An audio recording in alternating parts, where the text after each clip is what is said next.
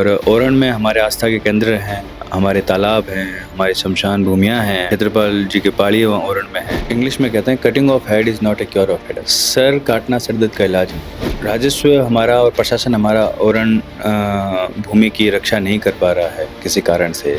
आपको और मुझे पता है कि बहुत सारी वन विभाग की ऐसी जमीन है जो कई असामाजिक तत्वों ने कब्जे कर रखी है। हिंदुस्तान की फौज में भी ऐसे बहुत सारे जगह है जहाँ पर अतिक्रमण कर रखे हैं लोगों ने।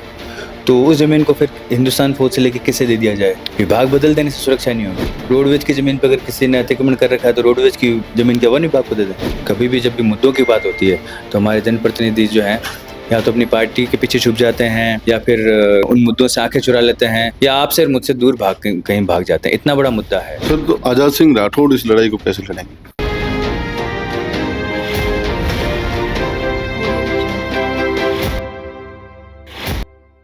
ओरण और गोचर भूमि भारतीय संस्कृति में बेहद अहम स्थान रखती थी, लेकिन इन दिनों ओरण और गोचर भूमि घटती जा रही है, अतिक्रमण की जद में आ गई है। इस मुद्दे को आज उठाया है प्रदेश कांग्रेस कमेटी के सचिव आजाद सिंह राठौड़ ने।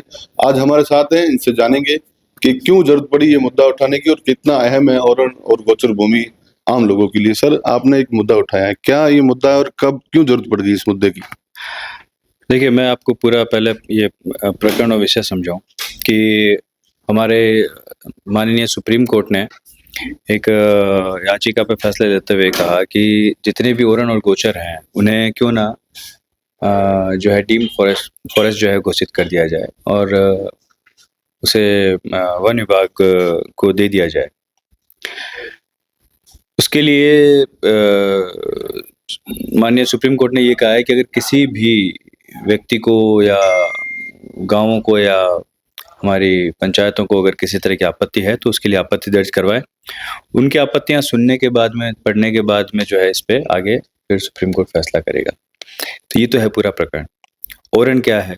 ओरण जैसा आप सबको पता है कि ओरण हमारे पुरखों ने पर्यावरण को देखते हुए कुछ ऐसे बड़े भूभाग छोड़े जहाँ पर हम लोग किसी तरह की खेती नहीं करते, पर उसकी सुरक्षा का जिम्मा जो है वो हमारे पास ही स्थानीय लोगों के पास ही हमेशा रहा। और ओरण में हमारे आस्था के केंद्र हैं, हमारे तालाब हैं, हमारी शमशान भूमियाँ हैं, हमारे जो पहाड़िये हैं, क्षेत्रपाल जी के पहाड़ी ओरण में हैं।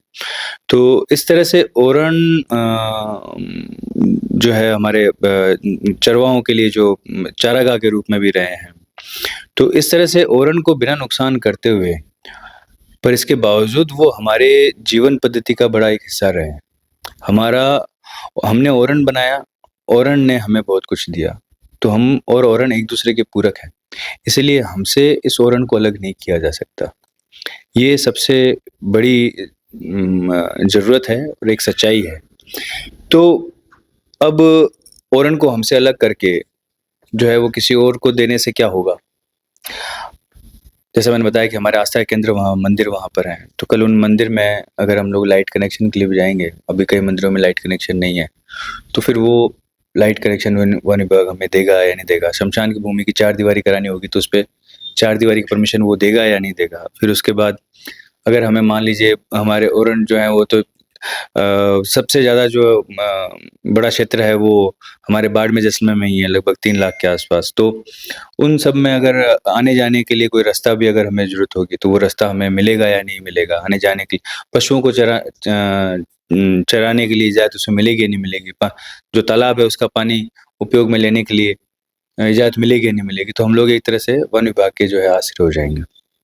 इसीलिए मेरा मानना है इसे वन विभाग के अधीन नहीं किया जाए, डीम्ड फॉरेस्ट घोषित नहीं किया जाए। सर, सरकार का मानना है कि जो ओरण भूमि है वो वन विभाग के संरक्षण में जाने से उसमें अतिक्रमण कम होगा, कब्जे कम होंगे, तो शायद हो सकता है कि आप ये बात कह रहे हैं जो काफी इससे प्रचारित भी किया जा रहा है। इस बात को आप यूं समझिए कि इंग्लिश में कहते हैं cutting of head is not a cure of head.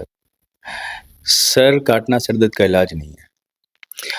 ओरण राजस्व हमारा और प्रशासन हमारा ओरण भूमि की रक्षा नहीं कर पा रहा है किसी कारण से। कई असामाजिक तत्व हर जगह होते हैं और उस पर अगर कब्जा करने की कोशिश कर रहे हैं तो इसको वन विभाग को दे दी जाए।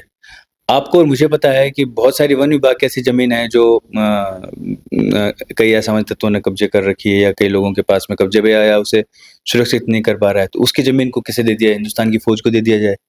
हिंदुस्तान की फ़ौज में भी ऐसे बहुत सारे जगह है जहाँ पर अतिक्रमण कर रखे हैं लोगों ने, तो उस ज़मीन को फिर हिंदुस्तान फ़ौज से लेके किसे दे दिया जाए, जो कि इसकी सुरक्षा कर सके?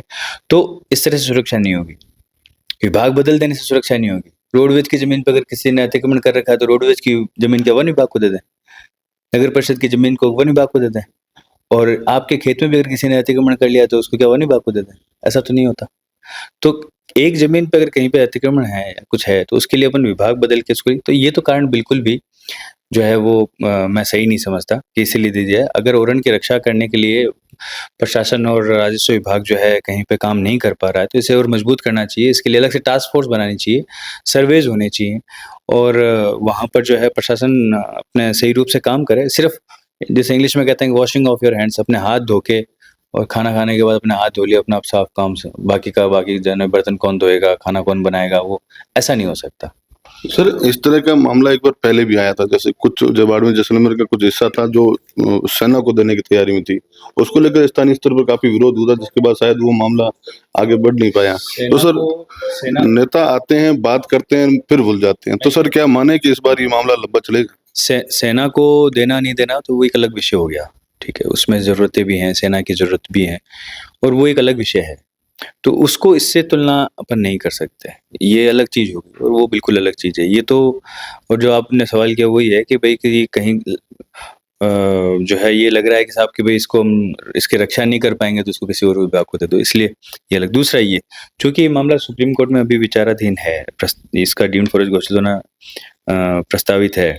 पर इसमें सबसे बड़ी बात ये है कि इसका जो सबसे ज़्यादा किसी पे अगर व्यक्ति पे असर है, तो वो आप और मैं हैं। हिंदुस्तान में भी सबसे ज़्यादा राजस्थान में सबसे ज़्यादा आप पे और मेरे ऊपर इस चीज़ का असर होगा। तो क्या आप तक और मेरे तक राजस्थान सरकार ने ये बात पहुँचाई है कि आपके साथ ऐसा होना जा रहा है, आपको इस बात पे आपत्ति है या नहीं है? मेरा राजस्थान सरकार से जो इस पूरे मामले में लेके मेरी जो बेरुखी है वो इस बात पे है कि राजस्थान सरकार को इस बात को ढंग से प्रसारित करना चाहिए था। एक अखबार के किसी कोने में कहीं पे विज्ञप्ति डाल दी कि साहब आपत्ति है तो लगा दो, नहीं तो खेल खत्म आपका। ये बिल्कुल गलत बात है। राजस्थान सरकार को पंचायत लेवल पर, पंचायत समिति लेवल पर जो है इसके लिए कैंप रखवाना चाहिए था। पूरा प्रकरण बताना चाहिए था कि ये पूरा प्रकरण है और इस पूरे प्रकरण में आपके साथ में ये है, इसके ये नफ़े हैं, नुकसान हैं, जो भी कुछ है। और क्या इस बात से आप सहमत हैं? अगर आप इस बात से सहमत नहीं हैं, तो अपनी आपत्तियाँ दर्ज करवाइए और आपकी आपत्ति दर्ज करवाने का ये तरीका है, ये ज़रिया है, इससे आप आपत्तियाँ दर्ज करवा सकते हो। ये मेरी सरकार से जो है बेरुखी है। दूसरा, मैं अपने जनप्रतिनिधियों से बेहद निराश हूँ।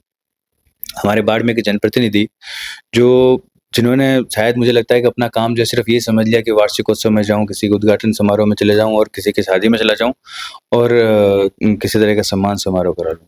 कभी भी जब भी मुद्दों की बात होती है, तो हमारे जनप्रतिनिधि जो हैं, या तो अपनी पार्टी के पीछे छुप जाते हैं या फिर उन मुद्दों से आँखें चुरा लेते हैं या आपसे और मुझसे दूर कहीं भाग जाते हैं। इतना बड़ा मुद्दा है, हर विधानसभा इससे प्रभावित है। पर एक भी किसी विधायक ने, हमारे जनप्रतिनिधि ने ये बात करी, हमारे लोगों को बताई कि आपत्तियाँ दर्ज कराओ, तुम्हारी ज़मीन मैं बचाऊँगा। ये किसी ने कहा है? विधानसभा में तो बहुत दूर की बात है कि विधानसभा में तो कोई व्यक्ति ये बात करे, लोकसभा में भी कोई व्यक्ति बात करे, मैं उम्मीद भी नहीं करता।